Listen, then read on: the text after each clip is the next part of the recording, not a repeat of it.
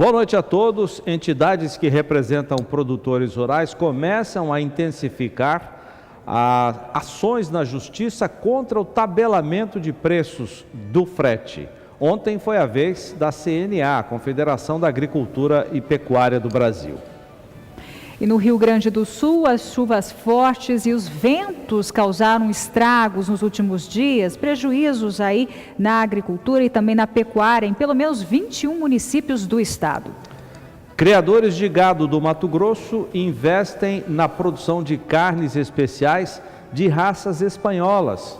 Não há grandes escalas, mas o mercado é promissor. Acompanhe também aqui no Pecuária BR os preços atualizados do milho e do mercado pecuário. Seja bem-vindo, está no ar o Pecuária BR.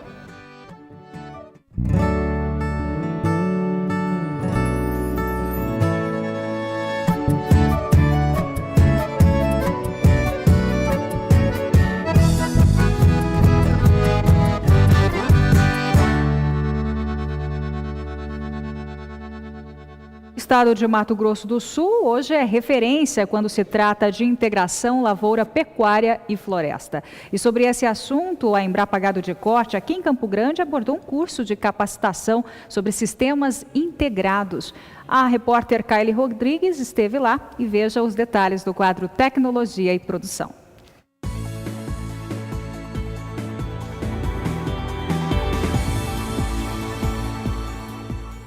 O uso, a ocupação do solo, né, e a transformação desse solo. A demanda em discutir os elos do sistema ILPF vem da própria rede de fomento e de produtores que querem implantar o sistema na propriedade rural. O curso visa capacitar técnicos, principalmente de Mato Grosso do Sul, que são indicados por algumas empresas para repassar informações concretas aos interessados. A gente começou com solos, aí depois pastagens, culturas, já fizemos a parte animal, a parte ambiental e falta a parte florestal, que é onde é o gargalo da integração lavoura, pecuária, floresta, que a hora que coloca árvore, tudo muda. E depois tem a parte socioeconômica e a gente fecha o curso com eles apresentando um projetinho de aplicação, né, da integração lavoura, pecuária e floresta nas fazendas. Mato Grosso do Sul é referência em ILPF. O sistema proporciona o aumento de produtividade com segurança à produção, objetivo de todo produtor rural. Questões de legislação como o cadastro ambiental rural, função das reservas legais mata ciliar, como ainda enfoque nas questões de mercado da madeira, carne e grãos produzidos no sistema ILPF foram abordados pelos pesquisadores que ministraram o curso. Por ser um módulo ambiental, nós tivemos também abordando a questão de serviços ambientais. Num sistema ILPF, eu prefiro separar pelos seus vários componentes, né? Então, no componente animal, pelo que se sabe hoje, pelo conhecimento que a gente tem hoje, ainda é a produção de carne, né? E dentro da produção de carne, as emissões de gases de efeito estufa, né? Especialmente o metano entérico, né? A decomposição de dejetos, e no sistema como um todo, o fato de você abrir áreas novas, se isso acontece, ou seja, mudança de uso do solo. Por outro lado, dentro do mesmo sistema, isso que torna o sistema interessante, você tem produção de floresta, produção de madeira, e se essa madeira for vir a ser usada em mobília ou em construção, você pode considerar que você tem um efeito contrário, né? Com sinal contrário de fixação de carbono. Então, também por isso que a gente está interessado em fazer esse tipo de estudo em sistemas ILPF. Kaile Rodrigues para o SBA. 6 horas mais 1 minuto no horário de Brasília. Destaque agora para o trabalho de um dos nossos parceiros comerciais, a Zoetis, que tem o Bopriva, uma vacina injetável para castração biológica. E nós vamos ver o que foi realizado numa vitrine de tecnologia nossa, do SBA, Fazenda Pecuária BR, onde foram aplicadas as doses dessa castração. Veja o que diz o médico veterinário do Bopriva. Eu sou Diogo Oliveira, veterinário da Zoetis. Estamos aqui hoje dando continuidade num planejamento de um lote de boi castrado com Bopriva. Os animais meio-sangue Angus com Nelore são da fazenda do Pecuária BR. A primeira dose de Bopriva foi aplicada no dia 24 de janeiro deste ano, quando eles estavam com aproximadamente 12 meses. Na segunda dose, realizada no dia 23 de abril, a idade é entre 15 e 16 meses. O ganho de peso diário foi de 1 kg, 180 gramas. Desenvolvida pelas Zoetis, a Bopriva é uma vacina de castração que evita o sofrimento da boiada. O animal recebe 1 ml do produto na tábua do pescoço. Estrategicamente, se for necessário, a gente pode utilizar uma terceira dose se esses animais ainda não estiverem prontos para o abate ou se a gente tiver um momento de mercado mais interessante para o segundo semestre. Acompanhando o ganho de peso, a evolução e principalmente o acabamento desses animais. A ideia é que a gente tenha a melhor carcaça no melhor momento de mercado. E as chuvas e os ventos fortes no Rio Grande do Sul causaram estragos e também mortes em pelo menos 21 municípios do estado. Veja na reportagem de Annelise Nicolodi. O temporal que atingiu o Rio Grande do Sul na segunda e terça-feira provocou estragos em quase 1.000 residências, principalmente na região norte do estado. Árvores foram arrancadas pela raiz e estruturas metálicas vieram abaixo. Em algumas propriedades rurais, galpões, carros e até máquinas agrícolas foram danificados. Pelo menos 21 cidades foram atingidas, informou a Defesa Civil. Os 2 óbitos ocorreram nos municípios de Ciríaco e Sarandi, ambos no norte do estado. Na RS 463, entre Coxilha e Tapejara, 3 carretas que transitavam pela via foram arremessadas e tombaram na rodovia. Dá uma olhada essa noite aqui no Rio Grande do Sul, os caminhões tombados com o vento. Um dos veículos chegou a ser arrastado para dentro de uma lavoura. Olha ali, ó, o vento, onde é que levou o caminhão ontem à noite? 10 metros na estrada aqui, ó. Moradores acreditam que um tornado tenha atingido a região. Nesse primeiro momento, nós iniciamos a distribuição de lona para minimizar os problemas decorrentes da falta de telhado ou de telhas quebradas. Estamos fazendo o levantamento total dos prejuízos para que a gente já possa encaminhar a necessidade de reposição de recursos dos municípios que foram afetados. Da mesma forma, dizer que esses fenômenos que aconteceram, infelizmente, eles foram extremamente crônicos na região norte, onde inclusive nós tivemos 2 óbitos e alguns feridos, que é um fato muito triste nesse momento, onde essas residências elas foram totalmente destruídas, que vieram a causar o óbito. Importante dizer que a previsão do tempo para os próximos dias ele determina que não haverá chuva, que a temperatura irá baixar. Portanto, a necessidade de a gente intensificar a nossa campanha do agasalho para poder atender as famílias que foram afetadas aí com esse evento climatológico, para que a gente possa minimizar o sofrimento delas. A solidariedade do povo gaúcho já foi demonstrada em diversos momentos e ela se faz necessária nessa ocorrência atual. O volume de chuva também foi intenso. Em Porto Alegre passou de 74 milímetros, o que corresponde a mais da metade da média do mês. O governador José Ivo Sartori convocou uma reunião no Palácio Piratini para avaliar as consequências dos temporais no estado. Os alertas foram feitos antes, mas isso às vezes não resolve a situação. E também porque a Defesa Civil organizada nas diversas regiões procurou desde o dia de ontem já estar preparada para atender imediatamente todos os municípios.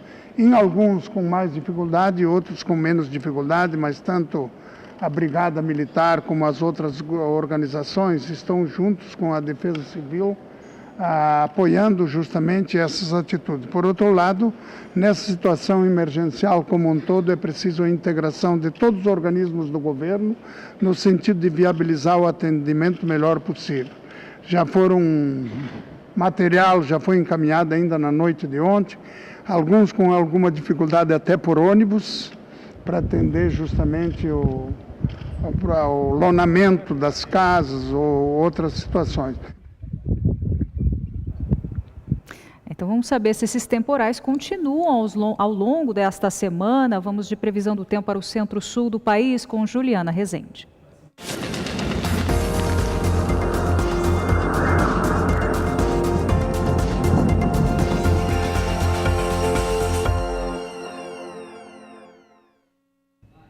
A frente fria já avança cada vez mais pela costa da região sudeste, já podemos ver pelas imagens de satélite. Para os próximos períodos, conforme a frente fria se afasta da costa do país, as instabilidades também diminuem. Agora as condições hídricas do solo seguem baixas, principalmente no centro-oeste e no sudeste. Para os próximos dias, ainda tem tempo firme predominando em grande parte do centro-oeste até o norte mineiro.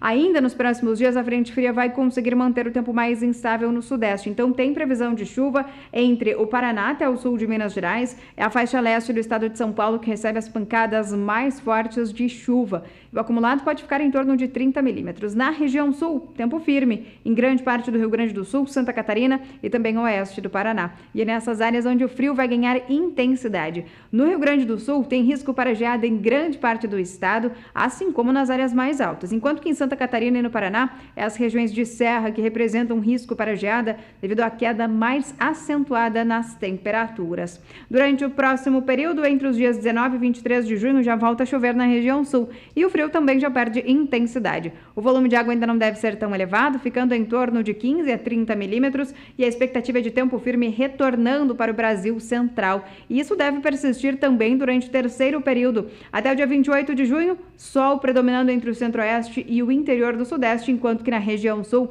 a chuva vai seguir persistindo.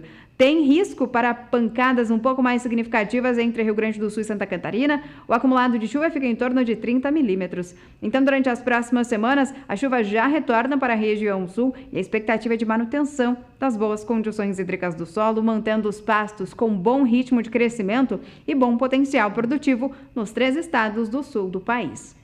E muitos pecuaristas têm desafios na hora de confinar. Um deles é a alimentação. E para suprir a necessidade do rebanho é necessária uma dieta balanceada.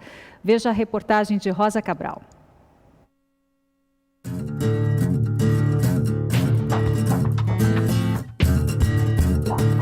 O confinamento do grupo Otávio Lage engorda 30 mil bois por ano. E aqui nós viemos acompanhar a equipe da Nutron, marca de nutrição animal da Cargill no Brasil, para falar de nutrição. A gente tem muitos desafios nutricionais aqui nesse confinamento. Um deles é o que eu destaco: o confinamento fica numa região com pouca oferta de grãos, especialmente milho. Então a gente tem muita oferta de coprodutos na região, como germe de milho, casquinha de soja, torta de algodão e uma palha que eles recebem da indústria de sementes. A gente faz um processamento com a palha, que é resíduo da indústria, para poder extrair o máximo da energia vindo dessa fibra. Outra coisa que a gente destaca, por se tratar de uma dieta com muita fibra, a gente trabalha com um núcleo específico nosso, que é o Máxima Digest, que tem aditivos para melhorar essa digestão da fibra e extrair mais energia dos nutrientes. A empresa tem nas mãos a gestão de dados por meio desta tecnologia, o Power BI. A plataforma online desenvolvida pela Cargill tem o controle de tudo o que acontece no confinamento. A gente monitora em tempo real como é que está a rotina e os resultados obtidos ao longo do confinamento. Porque um grande gargalo que a gente tem no confinamento é a dieta, o gado está comendo realmente a dieta que foi formulada, e a gente consegue enxergar o que está sendo o desvio maior ou menor. A gente consegue tomar ações pontuais para corrigir esse desvio e garantir que o gado consuma realmente a dieta que a gente formulou. A parceira Nutron Cargill é para nós extremamente valiosa, tem sempre nos desafiado a busca contínua de melhoria nos nossos processos, nos nossos resultados. Isso é uma diferenciação muito grande que a gente tem através dessa parceria. A gente nunca se acomoda. Todo ano a gente tem uma inovação, tem algo que é implementado, tem um desafio novo.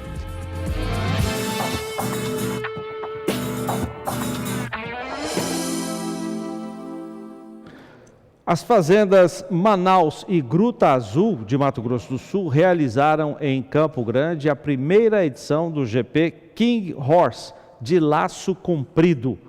Vamos ver na reportagem.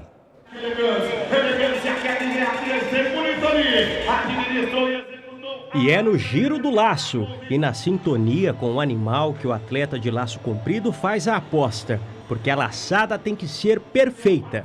E a nota depende desses fatores técnicos. Foi assim, com muita habilidade e equilíbrio, que atletas apaixonados por cavalos da raça quarto de milha participaram do primeiro Grande Prêmio King Horse, organizado pelas fazendas Manaus e Gruta Azul. O evento aconteceu no Parque do Peão, em Campo Grande, e contou com a participação de mais de 100 atletas. E foi justamente a paixão pela raça e pelo esporte que a Patrícia e o Rony resolveram organizar a prova. Eu gosto e me envolvo com todos os esportes equestres, né, porque é uma paixão, principalmente os que envolvem boi, né, os que envolvem o cavalo de boi. Eu acho que isso fascina todo mundo que vem assistir. Inclusive fica um convite para todo mundo que quiser assistir uma prova de laço, uma prova de apartação, ranch short aqui no Mato Grosso do Sul. O movimento é bem grande e vale a pena. No meu caso é uma coisa que vem de família, desde a época do meu tataravô, passou para o meu bisavô, meu pai está comigo, meu irmão. Provavelmente meus filhos também vão entrar nesse, porque não tem como, isso realmente é uma paixão. Tem gente que começou cedo no esporte. O Davi tem 9 anos, treina desde os 5 e tem o sonho de ganhar a primeira competição. É muito legal de laçar, porque se você consegue acertar, você consegue ganhar um prêmio. Tipo, você ganhar todas, você laçar tudo. Aí você consegue ganhar os prêmios. Você já ganhou algum prêmio? Ainda não, mas vou ganhar ainda. Já o seu Edson é um veterano no esporte. Participou de competições até em outros países. Ele começou no laço comprido com a mesma idade do Davi. Hoje ele coleciona vários títulos, ganhou muita experiência, mas na pista ainda sente a mesma emoção de quando ainda era um garoto, sonhando com a primeira vitória. A emoção é muito grande, porque você treina em casa, você tem uma confiança tão grande no animal, né? E chega aqui, ele contribui e você seja um campeão, isso é uma alegria muito forte, não dá nem para se explicar o quanto é bom. A prova de laço comprido é o esporte equestre com mais praticantes no Mato Grosso do Sul. Existem 2 modalidades da prova, o laço comprido convencional e o técnico. Nós estamos acompanhando aqui uma prova técnica, onde detalhes como a concentração do animal, desde a saída do brete até a finalização da prova, são avaliados. É diferente do laço normal, em que depende somente do cavaleiro. Quando você tem um laço técnico, é um conjunto. Você tem que ter um cavalo que tem um muito bom treino, ele é um cavalo bem treinado, e tem que ter um calcense de ler o boi fácil e ter uma técnica que este cavaleiro ensinou esse cavalo ao longo de 1 ano e meio de treinamento. O primeiro Grande Prêmio King Horse é uma prova oficializada pela Associação Brasileira de Criadores de Cavalo Quarto de Milha. Os animais vencedores recebem pontuação no ranking da BQM. Em agosto, as fazendas Manaus e Gruta Azul realizam outro evento, o leilão King Horse Sale, que vai acontecer durante o Campeonato Nacional de Laço Comprido. Bom, todos convidados para o leilão King Horse Sale, promovido pela Fazenda Gruta Azul e Fazenda Manaus, que vai acontecer aqui no CLC, dia 3 de agosto, durante o Potro do Futuro e Campeonato Nacional do Laço Comprido. Vamos para mais uma edição do leilão, a tropa está sensacional, a gente selecionou animais assim, a ponta do dedo, entendeu? Para poder disponibilizar para o Brasil inteiro, criatórios do Brasil, não só para competidores ou para proprietários, mas também para criadores.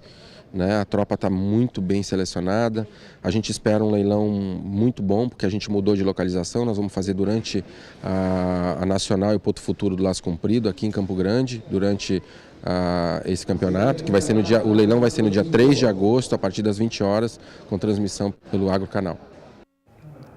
Está aí feito o convite, 3 de agosto, pelo Agrocanal, com transmissão ao vivo.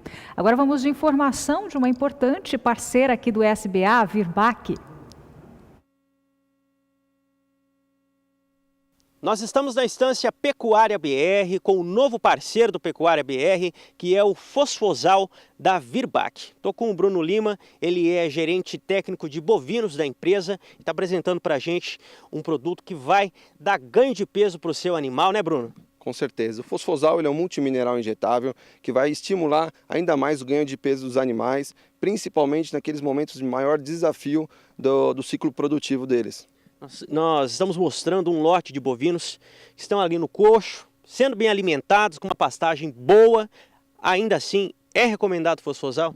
Sim, como eu falei, ele vai estimular ainda mais a utilização desses nutrientes que esses animais estão adquirindo no coxo ou nessa passagem de qualidade. Então é um produto que vai ajudar ainda mais no ganho de peso desses animais. O fosfosal é um suplemento mineral injetável da Virbac, que é uma multinacional francesa que já atua no Brasil há 30 anos e são 30 anos de muito sucesso, né? Sim, são 30 anos de muito trabalho, a gente vem crescendo ano a ano com uma participação muito boa. A Virbac traz toda a experiência, todo o conhecimento mundial para o Brasil e o fosfosal é o que resume toda essa história da Virbac. Um produto novo, um conceito novo no mercado que ajuda muito não só ao ganho de peso dos animais, mas também a rentabilidade das fazendas. Um gado mais pesado é um gado mais rentável. E o que o pecuarista pode esperar? O que o pecuarista que está acompanhando o SBA, o canal do Boi, Pecuária BR, pode esperar ao comprar o fosfosal? O fosfosal ele vai estimular os animais naquele momento de desafio.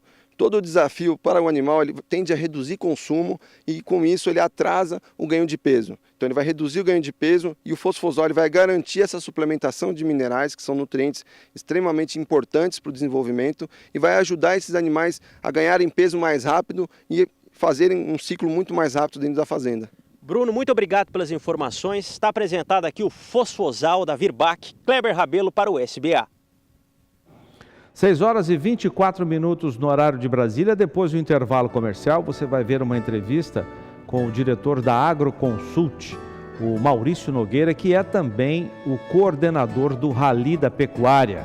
Expedição que tem início segunda-feira, agora dia 18, e vai percorrer mais de 60 mil quilômetros em estados brasileiros, onde se concentra grande parte da produção de carne bovina do país. Maurício também fala sobre os impactos da greve dos caminhoneiros no setor pecuário e também agrícola. Até já!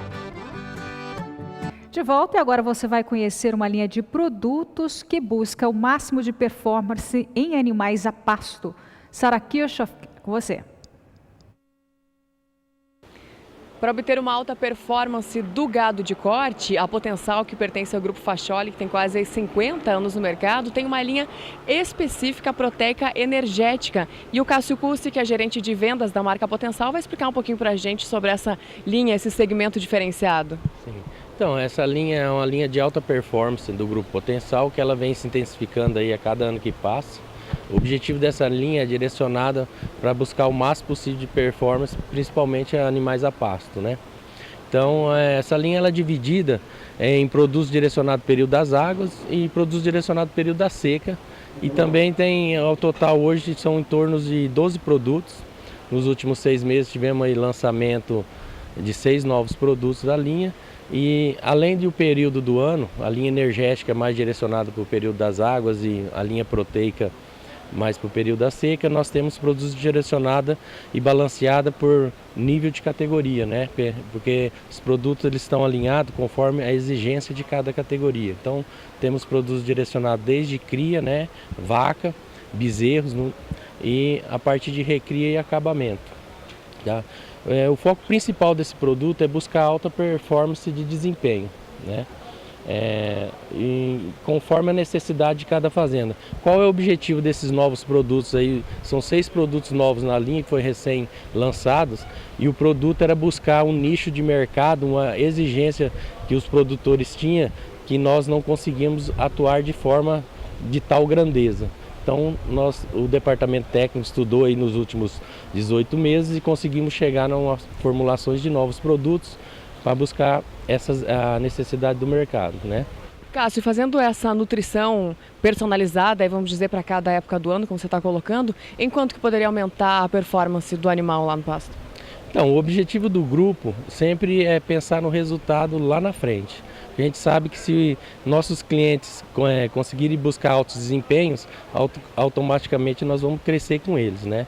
Então, alguns dos produtos nós conseguimos buscar em torno de 30% a 40% a mais de desempenho de uma forma tradicional que é feita hoje, certo? Sempre com um custo compatível com a tecnologia utilizada. Porque a gente também não tem como usar uma tecnologia, buscar um ganho adicional, mas não ter o custo desse ser maior que o benefício. Cássio, e para aquele produtor que tem acesso ao grão lá na região dele por um custo bem baixo já atualmente, teria alguma opção também? Sim, então, pensando nesse nicho que cada vez mais vem desenvolvendo, porque a agricultura vem desenvolvendo no Brasil inteiro, vem crescendo, então nós desenvolvemos agora um portfólio novo de núcleos chamado Potem Núcleo, né? São vários produtos com esse objetivo de buscar atender o cliente que tenha milho, soja, sorgo, milheto próximo a um valor mais interessante. Então esse é um lançamento novo, né,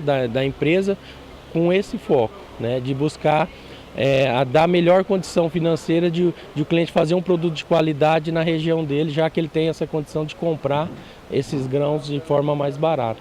Né? Tá certo, então, Cássio, obrigada aí pela sua participação, Potencial aí com muita novidade, como eu falei, pertence ao Grupo Facholi, que tem quase 50 anos já de tradição aí no mercado também de nutrição animal. Sara Kirchhoff para o SBA. Para fazer um panorama da pecuária brasileira pós-paralisação dos caminhoneiros, o Zaidan, hoje pela manhã, no programa Bom Dia Produtor, conversou com o diretor da Agroconsult, Maurício Nogueira. Veja só o que ele disse. Vamos conversar com o Maurício para a gente saber das novidades. O que foi feito depois desse estudo que vocês divulgaram? Maurício, bom dia. Bom dia, Zaidan. Prazer estar aí com vocês. Ô Maurício, as coisas começam a se acomodar agora? Então, ainda está um pouco confuso, né? Que não estamos conseguindo acertar lá a negociação dos preços de tabela, né? Que para a gente não faz muito sentido você ter um preço tabelado de frete, porque o mercado acaba redefinindo, né? E então ainda está um pouco confuso, a gente não sabe quanto de embarque, quanto de insumo está sendo comprometido, mesmo que os produtos circulem, os preços ainda não se acomodaram, então nós temos um impacto que ainda vai ter que ser avaliado com mais calma, né? Mas o pior momento provavelmente já passou, que foram aqueles dias que cargas perecíveis não andaram ou ficaram paradas na estrada e comprometeu exportações, comprometeu insumos que chegam nas fazendas, né? E aí quanto mais perecível é o produto, então hortícolas, frutas, leite, né, e o frango, que é muito sensível, foram as cadeias produtivas mais impactadas, né? E as outras a gente vai ter que calcular aí o tamanho do impacto. Esse tabelamento de preços do frete está sendo questionado por produtores de vários estados. Ontem a CNA protocolou a sua ação também, alegando que é inconstitucional e que esse tabelamento prejudica a classe produtora. Esse impasse... Prejudica... Pois não. Prejudica mesmo, né, Zaidan? Porque, primeiro que tabelar é controle, né? E aí nós estamos falando de leis do mercado que começam a ser comprometidas, né? O pessoal tem a opção de contratar mais barato um frete e acaba tendo que engolir uma tabela, né? Então isso provavelmente não vai acontecer. Nós vamos ter um desfecho bem complicado desse assunto, né? É um retrocesso. A gente entende, quando a gente avalia a situação, a condição dos caminhoneiros, a gente entende que o setor realmente está numa situação bem complicada, mas a solução não passa por aí. Então, as entidades, né, elas estão certas mesmo de questionar aí a legalidade ou mesmo a viabilidade de implementar as tabelas. A gente sabe que os caminhoneiros têm um ponto em questão que precisa ser resolvido, né, a situação deles é complicada, mas eu acredito que as soluções passam mais por médio e longo prazo, principalmente enxugando a carga do Estado, né? Um Estado pesado, difícil de administrar, com uma carga de impostos muito grande, né? Se tudo isso fosse sendo resolvido ao longo do tempo, aí sim a gente teria uns valores de mercado um pouco mais factíveis, né? Tanto para o diesel como para a logística do Brasil aí como um todo, né? Maurício, vamos lembrar o seguinte, recentemente você deu uma entrevista para o Walter Pulga, em São Paulo, dizendo que, como reflexo ainda dessa paralisação, o preço do frango chegaria muito alto para o consumidor. E agora nós estamos vendo realmente o preço da carne de frango subiu muito no varejo. E você disse para o Pulga que os preços do boi, arroba do boi, subiriam também para o produtor, atrelados a essa alta do frango. Você ainda tem essa expectativa, Maurício? Com certeza, Zaidan, a gente acredita que ela vai, que o mercado, o frango subindo, vai dar sustentação para o preço do boi, né? Para o preço da carne bovina, primeiro, né? Isso vai remunerar melhor aí os frigoríficos, que também vão acabar competindo num patamar mais alto de preço do boi.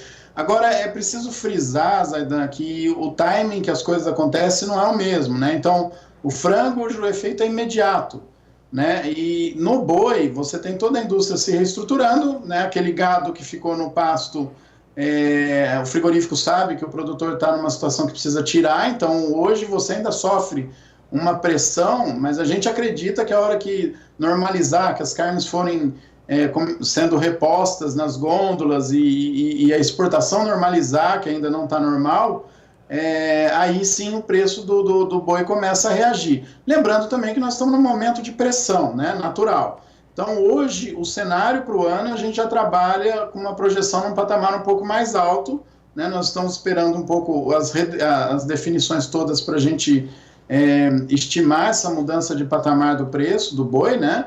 Mas claro que sofre esse impacto lá na gôndola, né? Da relação entre o preço que se paga na carne bovina e o preço que paga na carne de frango. E o frango também a gente precisa entender, né? Daquela toda a mortalidade de frango, todo o comprometimento, a gente ainda precisa entender que fase da produção do frango foi afetada, né? Se foi lá na produção de ovos, de pintinho, quanto que foi, né? Que estágio que esses animais estavam na granja quando morreram por falta de comida ou foram abatidos, né? Então, a gente tem que ver se o impacto maior se estende durante 45 dias a 60 ou se isso vai até 90, 100 dias. Ô Maurício, vamos falar do milho agora. O milho reverteu, teve uma reversão de preços, né? Estava muito alto, agora nos últimos dias apresentou queda. Como é que fica para as intenções de plantio? Vamos falar do produtor de milho. E como é que fica a questão de preço também para quem depende do milho, como é o caso dos avicultores e os que vão confinar bovinos no segundo ciclo este ano? Zaidan, a questão do preço do milho, a gente vive aí um momento complicado, né? Então você tem a quebra de safra no Brasil e na Argentina, assim como a alta do dólar, né, o que também está um pouco confuso, qual que é o cenário do dólar, né? Então tem gente até apostando num patamar de dólar bem mais alto. Então tudo isso depõe a favor de uma alta no preço do milho. No caso do momento, a gente também esperava um momento de oportunidade, justamente porque a demanda está se ajustando. Então no primeiro momento todo mundo queria milho, né, eu estou falando pós-greve dos caminhoneiros, né? Além de outros insumos, esses insumos não se deslocavam, então o preço subia. Nesse segundo momento, a hora que começa a circular, você tem um impacto todo causado pelo frango e pelo suíno, que diminui o consumo, né? Justamente porque uma parcela considerável das aves morreram ou acabaram não sendo alojadas, então toda aquela questão. Então o preço cai agora por um desequilíbrio de oferta e demanda, mas eu acredito que à medida que o cenário se estabilizar, a gente vai entrar numa curva normal de acordo com os fundamentos, aí impactados entre o que tem de milho no mercado, o que tem de demanda interna e a viabilidade de exportação. Então o milho brasileiro ganha competitividade se o dólar subir, mas a gente precisa ver quanto que é capaz de tirar do país por logística, né? E no assunto, no caso dos confinamentos, Zaidan, a gente tem trabalhado com uma análise bem mais holística da situação. Então, não é simplesmente o resultado do confinamento que a gente trabalha nas projeções. Você tem toda uma questão envolvida de pastagem, que a área está diminuindo, embora estudos que têm sido divulgados com um pouco de viés ideológico aí, falem o contrário, mas a verdade, pelos próprios dados que eles geraram, mostra que a área de pastagem está caindo, e se a pastagem está caindo, o produtor tem que fazer alguma coisa, porque a carga de animais nas fazendas está aumentando. Então, no período seco, ele precisa confinar. O que a gente vê que oscila, de fato, entre um ano com perspectiva favorável e desfavorável, é o pacote tecnológico. Então, num ano ruim, que ele está incerto, com medo, né, esse animal, às vezes, não vai para um confinamento grande, mais técnico, né, principalmente aí os boitéis ou quem compra o boi magro, mas quando ele fica numa determinada propriedade ou vai para outra, ele acaba tendo que ir para o coxo, né, com um pacote tecnológico melhor. Isso, claro, influencia o resultado tanto da fazenda, que tomou essa decisão, como do mercado como um todo. Maurício, vamos falar do Rally da Pecuária. O retrato ou as várias fotografias do confinamento, do pacote tecnológico, com certeza serão, assim como já aconteceram nas edições anteriores, serão tema do Rally da Pecuária 2018, que começa segunda-feira. As equipes já saem a campo para mais de 60 mil quilômetros, estados brasileiros, segunda-feira. A sua expectativa para esse Rally deste ano, Maurício?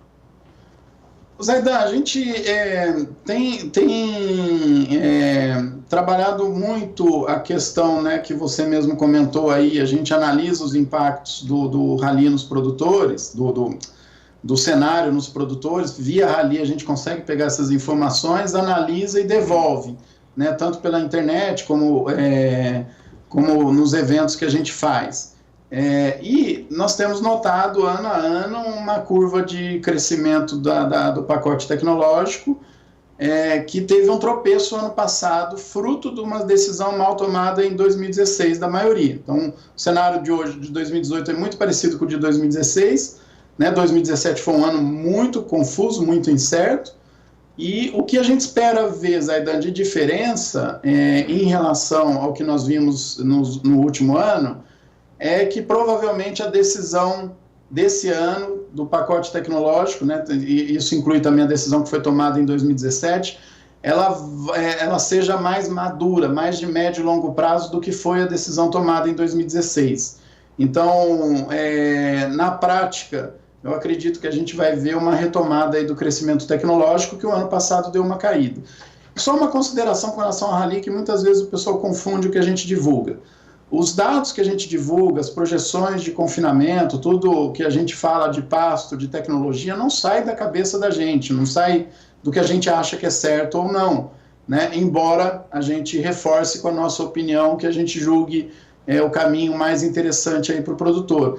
Mas tudo que a gente tem divulgado, ela vem justamente da compilação do que os produtores nos responderam, né? Então, nós estamos pegando informação daquele público, né, estatística, preservando a fonte, evidentemente, ninguém sabe o que cada um respondeu, e analisando e devolvendo em análises, avaliando a tendência, né, o que está acontecendo no campo de fato.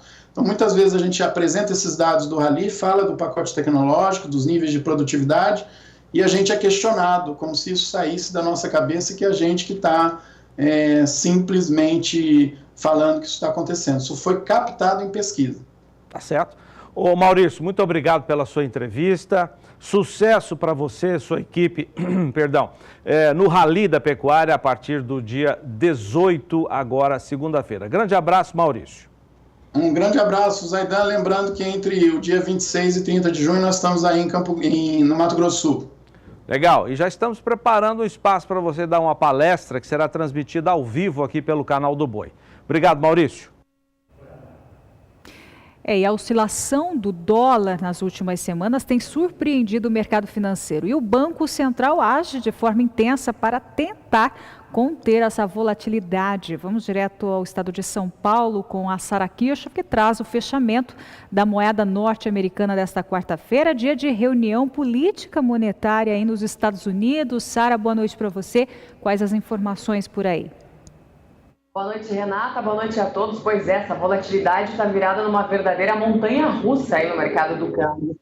Hoje, durante a reunião do FINC, Federal Reserve, Banco Central, Fed, Banco Central lá dos Estados Unidos, o mercado todo, é claro, mundial, ficou de olho aí para esperar os desfechos dessa reunião. O dólar, que caía frente ao real durante parte do dia, novamente passou a subir na comparação com o real nesta quarta-feira. Tudo isso por quê? Porque os Estados Unidos decidiram mais uma vez elevar a taxa de juros do país norte-americano. Isso já havia acontecido no mês de março e hoje, então, foi a segunda elevação na taxa de juros lá dos Estados Unidos. A alta foi de 0,25%, de 1,75% para 2%, e há um indicativo também, de acordo com essa reunião de hoje, de que a taxa de juros nos Estados Unidos possa subir mais 2 vezes esse ano. E lembrando que taxas de juros mais altas na maior economia do mundo tendem a atrair para lá muitos investimentos feitos em outras praças, em outros países, isso inclui, é claro, o Brasil, e faz com que as moedas ao redor de todo o mundo tenham uma desvalorização na comparação com o dólar. Dólar, portanto, hoje, que na mínima do dia foi para R$ 3,68 e na máxima chegou a R$ 3,73, encerra a quarta-feira aos R$ 3,71, o dólar comercial em alta, portanto, na comparação com o real. Renata, é com você. Tá certo, Sara. Daqui a pouco você traz os preços do milho e também no mercado pecuário direto de São Paulo. De volta agora com a previsão do tempo para o centro-norte do país. A massa de ar seco se espalha cada vez mais nas regiões norte e nordeste. A tendência é de diminuição nos índices de umidade do solo. Os detalhes, Juliana Rezende.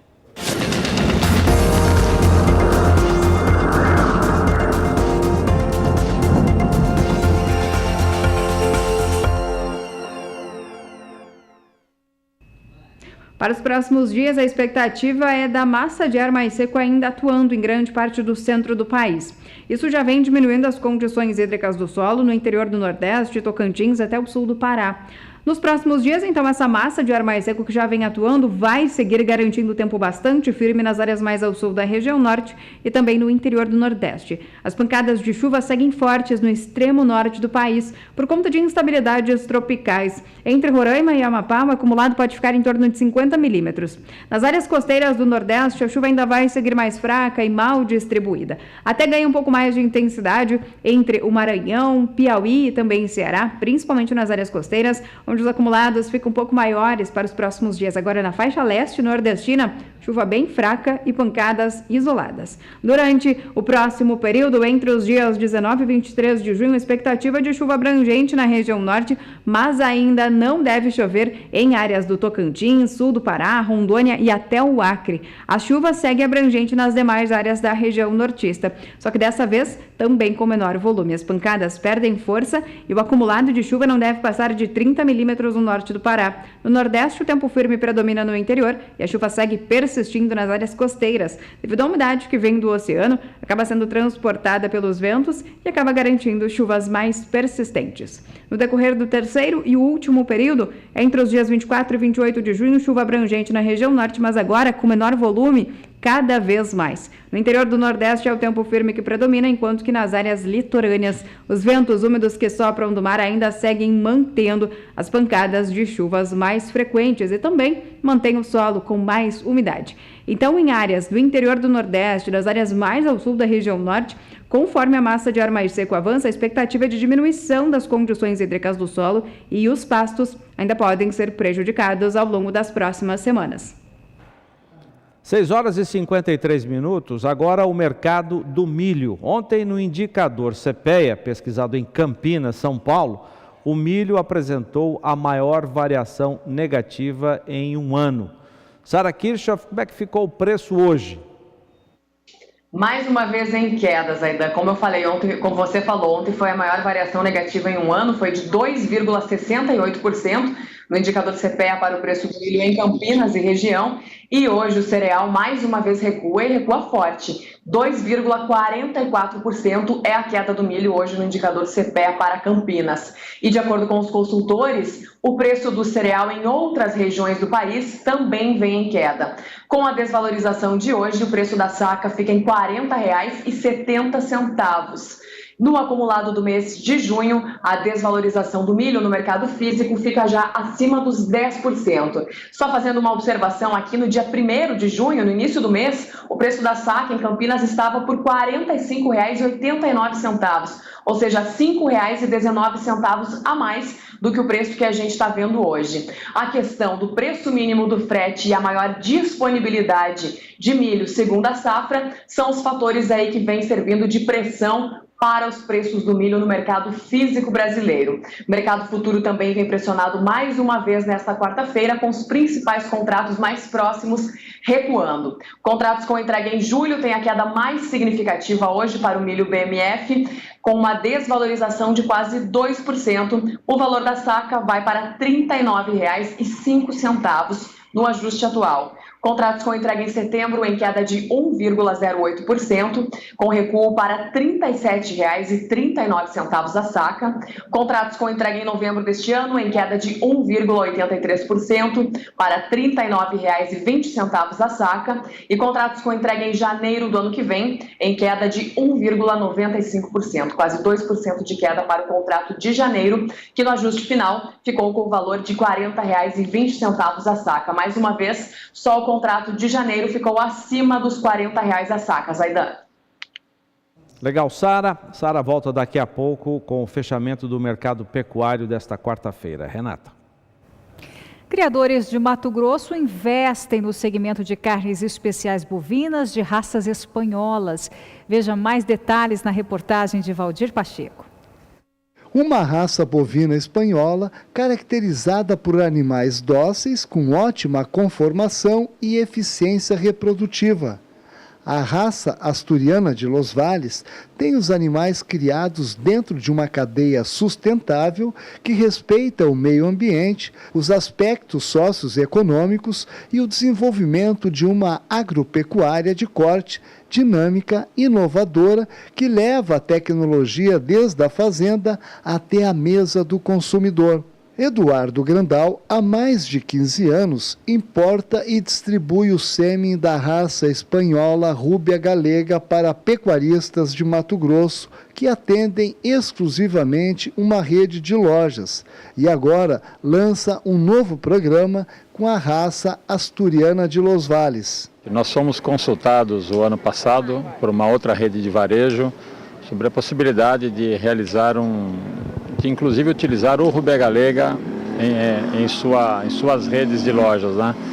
Como não é possível devido à exclusividade que nós temos com o Grupo Pão de Açúcar, conversando com o Paulo aqui do Frialto, buscou-se uma nova alternativa, porque ele fará a prestação de serviço para essa rede de varejo.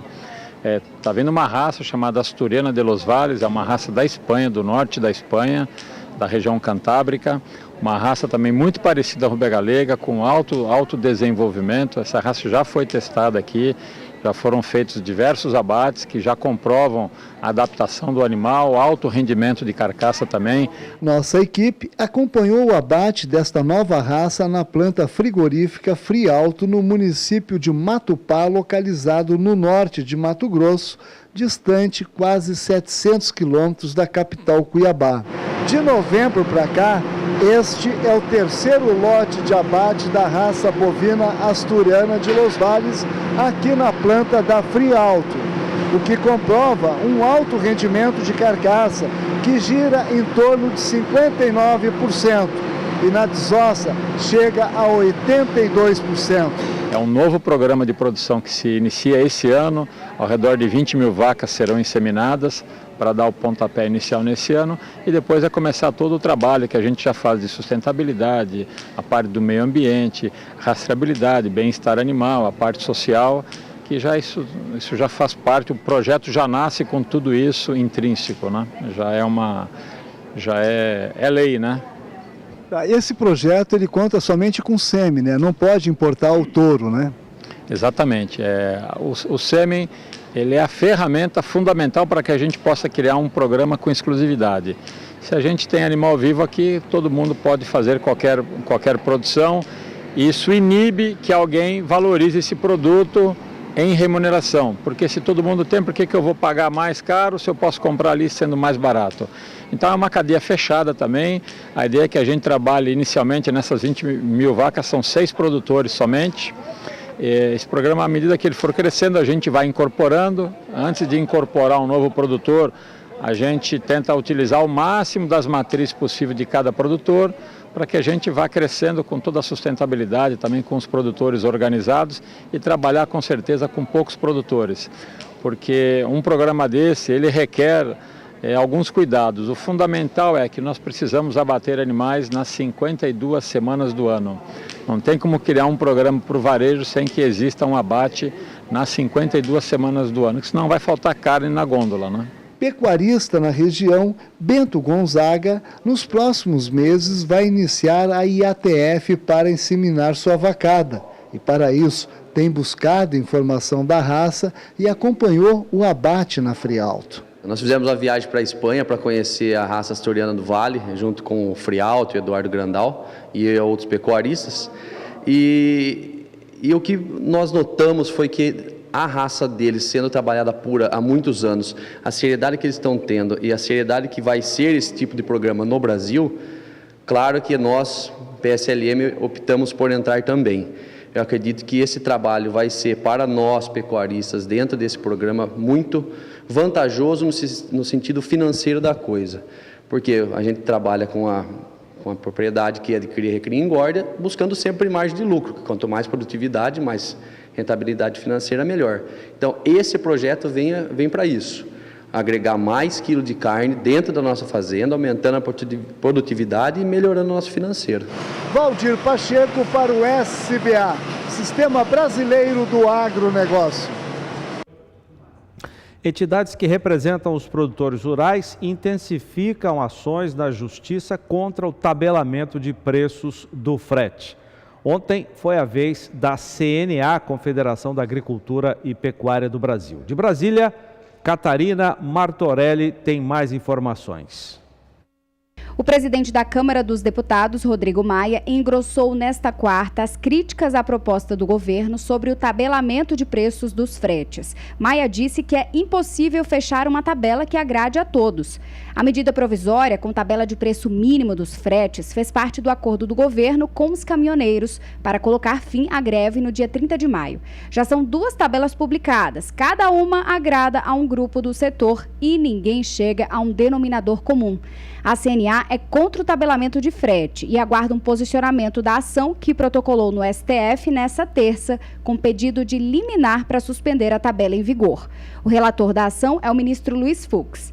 A CNA alega que a medida traz prejuízos aos produtores rurais. A produção toda paralisada, não sendo escoada. Então não restou outra alternativa senão a CNA ir ao Supremo Tribunal Federal, buscar um pedido de liminar para suspender esse tabelamento obrigatório de frete, até que possa o Congresso Nacional apreciar a matéria, até que possa o Supremo Tribunal Federal também se debruçar sobre essa matéria. Essa é a segunda ação do mesmo tipo. Na sexta passada, a Associação do Transporte Rodoviário de Cargas do Brasil também entrou com um pedido para declarar inconstitucional a medida provisória.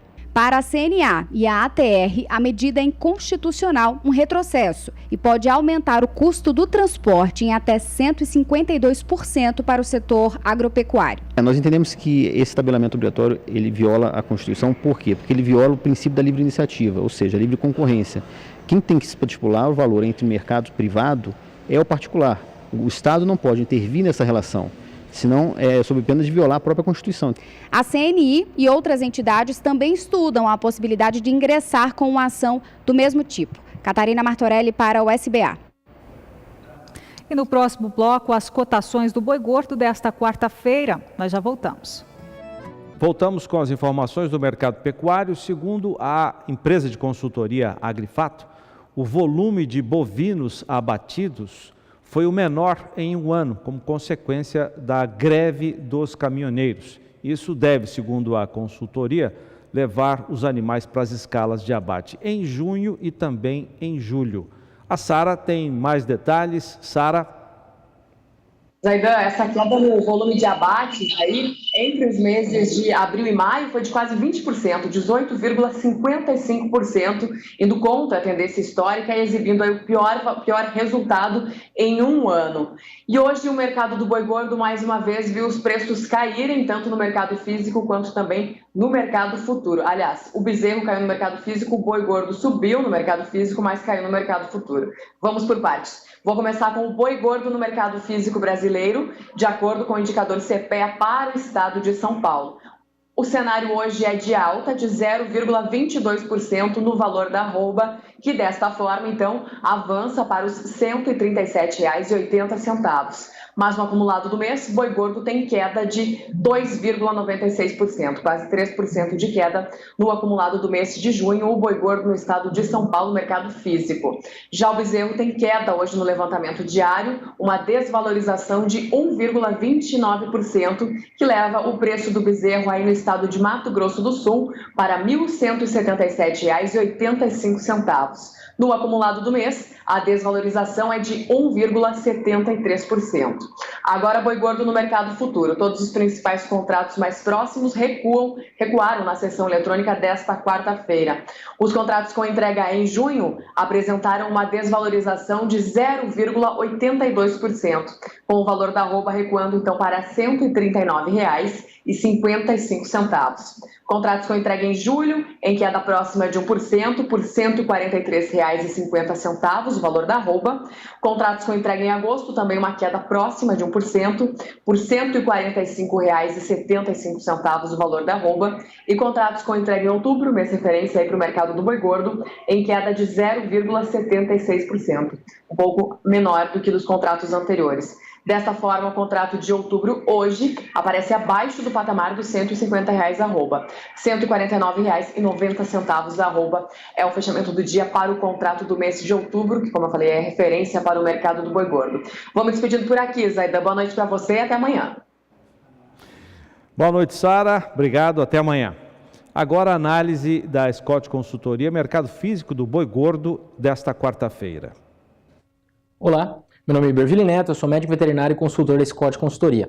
O cenário do mercado do boi gordo é de um enxugamento da oferta de animais para abate, após a saída mais concentrada de gado que foi represado durante o período da greve. Então, nós voltamos a uma certa normalidade com uma oferta mais moderada, uma oferta modesta, o que é esperado para o período do ano, devido à passagem do período da safra. Então, nós estamos entrando gradativamente na entre-safra de maneira mais efetiva. Por outro lado, os frigoríficos eles têm mantido suas compras em níveis relativamente compassados e as programações não estão apertadas, até nem em torno de 3 a 5 dias, dependendo da planta, da unidade. Então, o que nós temos hoje é um mercado relativamente de lado, mas com sinais de que a entre-safra tem chegado sob a ótica da oferta de boiadas. Então, agora fica a expectativa quanto ao desenvolvimento, ao desenrolar da demanda nos próximos dias, lembrando que nós estamos entrando no período de Copa do Mundo, que pode ter algum efeito positivo com alguns churrascos a mais, e isso pode colaborar um pouco com o cenário de escoamento.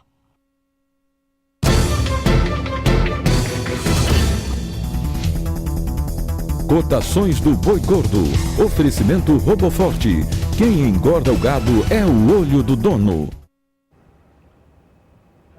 Então vamos às cotações do boi gordo à vista, com a apuração feita pela Scott Consultoria. Região sul na sua tela, alta de R$ 1,00 no noroeste do Paraná e alta de 5 centavos em Pelotas, no Rio Grande do Sul.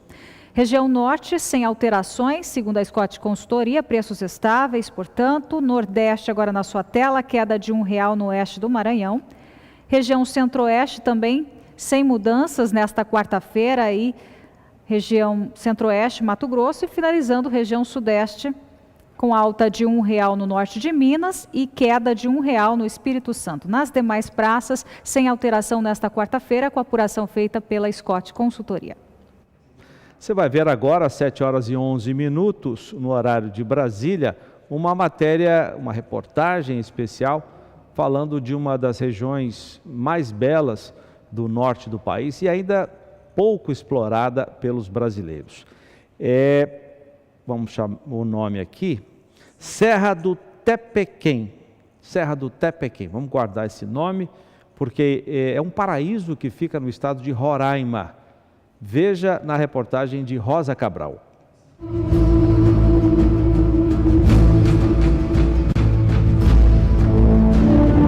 A cachoeira que despenca sobre as pedras e desaparece na imensidão verde. Qual é a história desse lugar?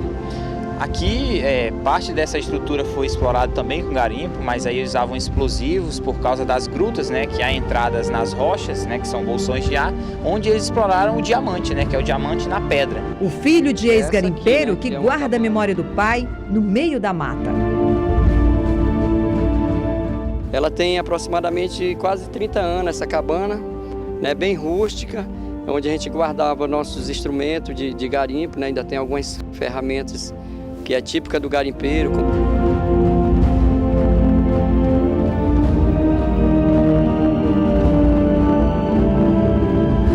O idoso que ganhava a vida escavando diamantes. A subida era lá naquela baixa lá, aqui realmente que eu faltando dessa casa aqui, naquela outra lá. Era a subida, não tinha, o caminho era caminho do boi que chama, e de pé e de avião. Não tinha estrada não.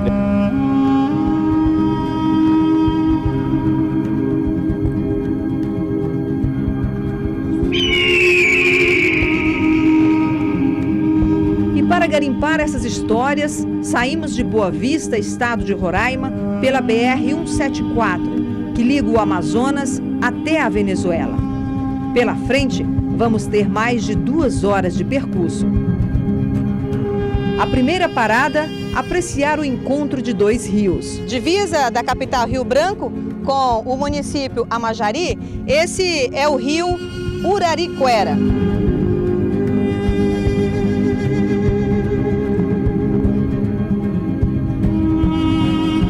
Com cerca de 870 quilômetros, ele se encontra com o rio Tacutu, formando o Rio Branco. Um mar de água doce, fonte de renda para os pescadores. Eu vou conversar com um dos pescadores aqui que a gente encontrou agora. O nome do senhor? Beneto. Ô, seu Beneto, tudo bem? Posso chegar aí? Pode sim. Tá seguro? Então tá certo. Como é que vai o senhor? Eu tô bem. A senhora é forte? Forte! Não caia. Vamos sentar um bocadinho aqui? Pode sentar um pouco para nós conversar um pouco. Isso, vamos bronzear. Me diga uma coisa, qual é a espécie de peixe que tem aqui? Aqui, aliás, tem todo tipo. Quais são os tipos? Filhote, pirarucu, pescada, jondiá, surubim, todo tipo tem aqui. Foi o maior que o senhor já pescou? 120 quilos sem cabeça. E não é história de pescador? Não, senhora, isso é verdade mesmo. Tá certo, muito obrigada. Não, obrigado por essa prosa aí repentina. Sempre lhe dê uma satisfação que a gente deseja. Tá certo. Boa sorte pro senhor. Vamos aqui agora tentar. Tá tudo certo aqui, ó. Pensaram que eu ia cair, né? De jeito nenhum. Bora! Mais adiante, paçoca de carne seca no quarto de bode. Vamos checar esse nome curioso? Você sabe onde? No coração da casa, na cozinha. Vem!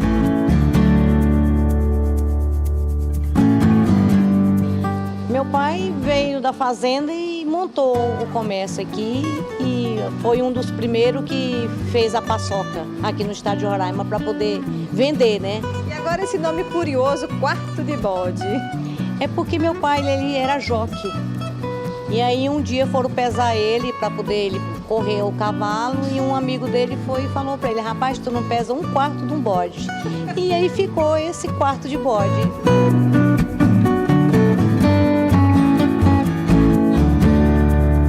Exposta ao sol num sistema bem sertanejo, a carne fica durante 3 dias estendida no varal.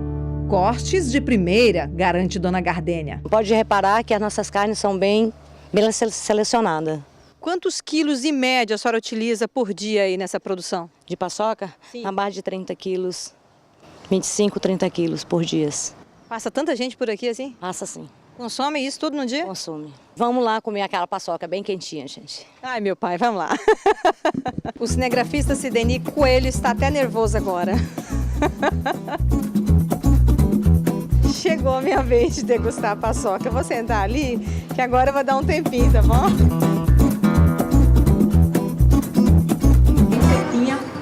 Essa farinha também é uma farinha grossa, diferente de várias regiões do Brasil, né? Que é aquela farinha mais fina. Mas é muito boa.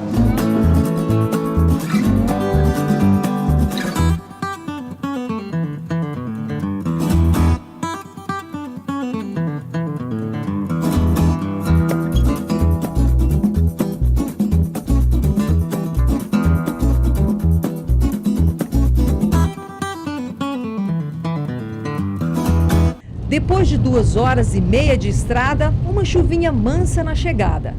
Estamos no território da Serra do Tepequém, município de Amajari. E aí está a majestosa Cachoeira do Paiva.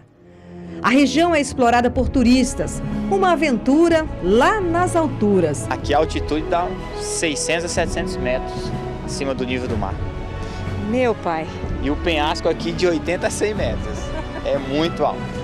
Roraima entra no calendário e no mapa nacional das serras, né, do turismo de montanhas, onde pode ser explorado tanto o turismo de cachoeira como o rapel, alguns esportes radicais inclusive. Por um caminho cheio de pedras, vamos tentar chegar até a cachoeira.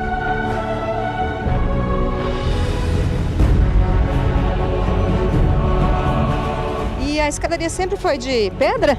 Não, ela inicialmente era só ladeira, depois foi feita de madeira, mas por conta da chuva e da umidade acabou tendo que fazer parte dela de pedra. E vou mandar muito ainda? Uns 300 metros. E encontramos turistas voltando de lá. Hoje a água não está tão boa para banho, né? Acabou de chover e o fluxo de água está muito grande e com muito pedregulho. Vamos adiante? O nosso guia Adriano Calisto avisa que não é tão simples, tem mais esforço físico. São mais de 240 degraus só descendo, até lá embaixo.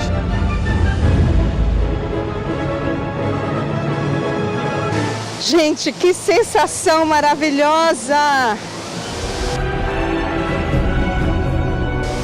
E chegar até aqui e sentir essa brisa gostosa, meu povo. Sensação térmica aí de 24 graus. Não tem preço.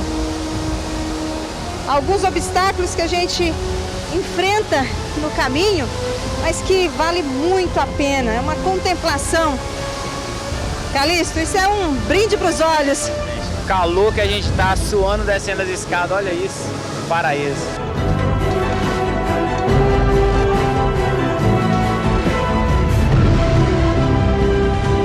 Aqui abaixo da cachoeira, aqui à direita, existia uma pequena gruta que era explorada por alguns garimpeiros, né? Que é a questão de encontrar o diamante na pedra, né? E vai escavando ela e tal. Só que aí, com o longo do tempo, acabou que fechando a boca por conta das pedras, né? Que foi se deslocando e tal. E hoje a entrada dessa gruta ela é fechada, né? E há uma grande possibilidade de se encontrar ainda diamante nas pedras, nas rochas, né? Dentro dessa caverna. Porém, é claro, ninguém se arrisca mais, né? Não mais. É possível navegar nesses vapores por mais de 700 quilômetros a partir de Manaus. Faz muito tempo dessa exploração. 14 dias. A Serra do Tepequém teve um dos maiores garimpos de diamantes da América Latina. No passado, homens da região e de outras partes do Brasil exploravam as terras. O alvo eram os diamantes. Para os garimpeiros, o sonho da riqueza foi encerrado em 1989 com a proibição da extração. Seu José desse tempo, ele tinha 24 anos quando começou a caça por pedras preciosas. Diz que já garimpou muitos diamantes. E aos 81 anos, ainda vivendo em Tepequém, as riquezas conservadas são o bom humor e as lembranças. Quando achar muito diamante, deve ser uma alegria total, não tem coisa melhor não. Só tem que eu não sabia guardar, e aprendi só a ser besta, gastar e dar dinheiro para os outros, emprestar que nunca a gente recebe. O que arruma é inimigo. Garimpeiro é bicho besta para lavar cascai pensando que tem, se engana. A vida é assim, né? E hoje o que o senhor tem? Eu tenho essa sabedoria, sou concursado, rapaz.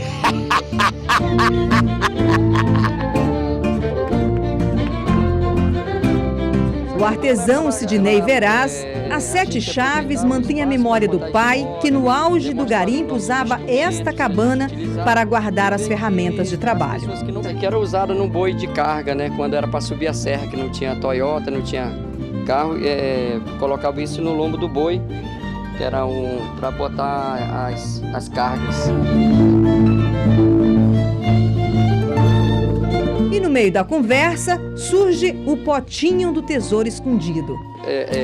Esse potinho que é chamado picuá. O picuá que os garimpeiros é onde guardavam o diamante.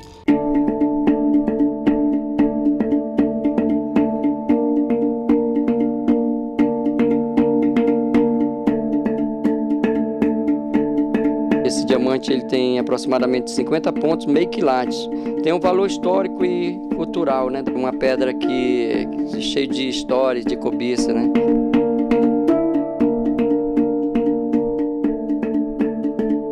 A busca dos garimpeiros pelas pedras preciosas desenhou marcas na natureza.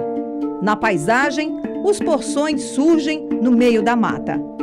A areia é a miragem de um tempo que durou 70 anos de exploração. Era resultado de maquinários, que era usado máquinas, né, para extração e revolvimento desse solo e lavagem do solo, né, que era essa areia aqui, e cascalho, para poder eles extraírem as pedras preciosas que eles encontravam.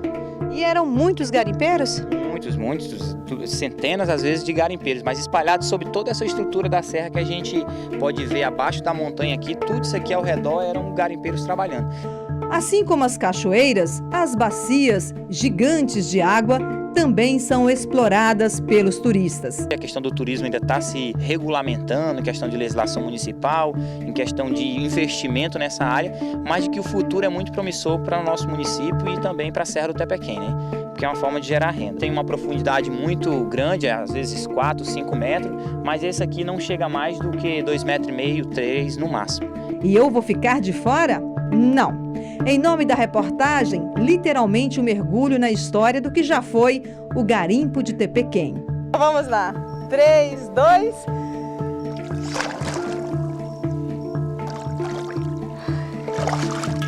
Que delícia. Que delícia. Bom, e assim a gente se despede contando um pouco desse paraíso e um pedacinho do Brasil para todo o Brasil. Tchau.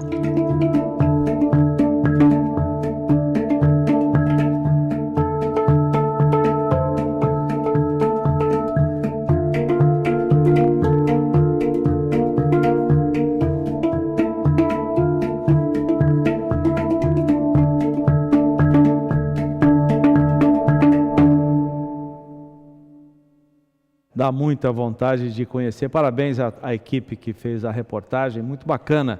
Eu não conhecia e a partir de agora vou olhar com mais atenção essa parte do norte do país. O Pecuária BR fica por aqui, muito obrigado pela sua audiência. Voltamos amanhã 5:50 no horário de Brasília. Tchau, Renata. Tchau, Zaidan. Boa noite a você que nos acompanhou durante todo esse tempo. Fica agora com o Agromotor Brasil, programa do SBA. Até amanhã. Tchau, tchau.